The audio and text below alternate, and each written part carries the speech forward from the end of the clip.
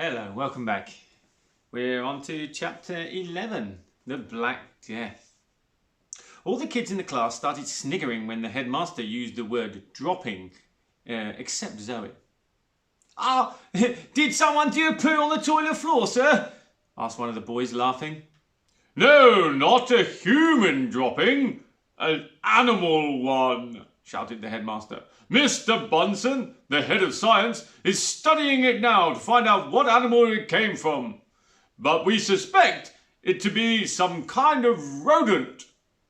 Armitage wriggled and Zoe gulped.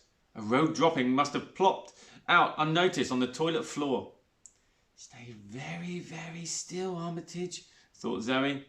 Unfortunately, Armitage was not a mind reader. If any pupil considers it acceptable to bring a pet into school, let me tell you it is forbidden, strictly forbidden, pronounced the headmaster from the front of the class. It was funny seeing the two teachers stand next to each other for a moment. Such was the height difference.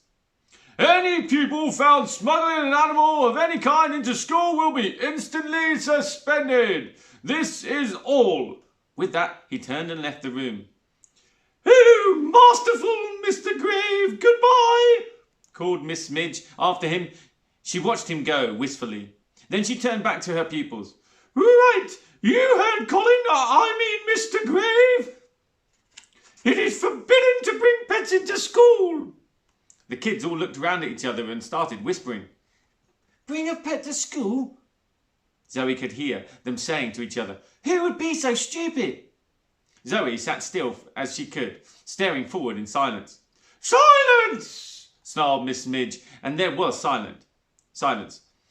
"It is not an opportunity to talk. Now let's get back to the lesson. The Black Death."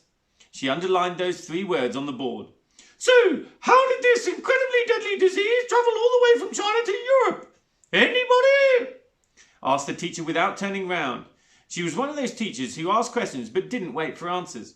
So a millisecond after posing the question, she herself answered it. "Nobody! Rats brought the fatal disease! Rats on board merchant ships!" Zoe couldn't feel Armitage squirming around anymore and breathed a sigh of relief. He must have gone to sleep. But it wasn't the rat's fault, was it? Blurted out Zoe without putting her hand up. She couldn't believe her little friend's great-great-great-great-great-great-great-great-grandparents could be responsible for such a terrible suffering. Armitage was far too sweet to hurt a soul. Miss Midge spun around on her heels, which despite being high still didn't make her even of medium height. "Oh, did you speak, child?"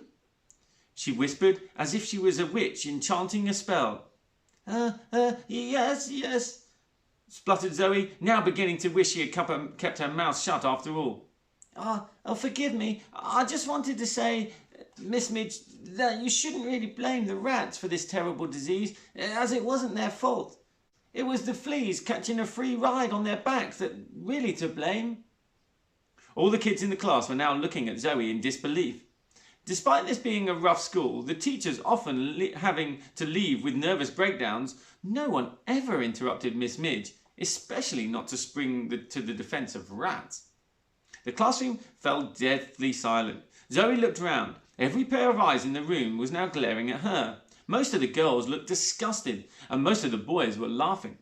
Then suddenly Zoe felt like she had a tremendous itchy itch on her head. Quite the itchiest itch that she had ever itched. It was, in a word, itch-tastic. What on earth is that? She wondered. "Zoe!" sneered Miss Midge, now staring intently at exactly the place where Zoe had the itch on her head. Yes, miss? Asked Zoe, perfectly innocently. "You have a rat on your head!"